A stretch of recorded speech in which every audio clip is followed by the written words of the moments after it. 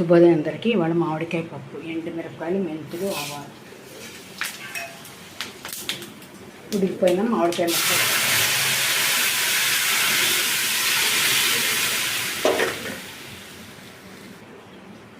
ఉడికిపోయిన కందిపప్పు,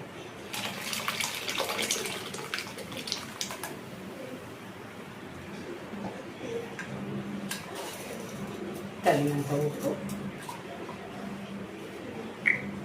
ఫ్రెష్ ఇంగువ,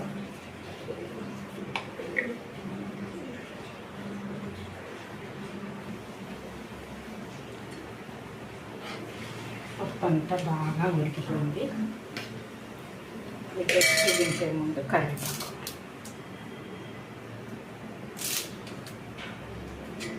కొంతమంది పుల్లగా ఉంటే పచ్చికారం వేస్తారండి, కొంతమందికి వేయి నచ్చదు ఒక్కొక్కరికి.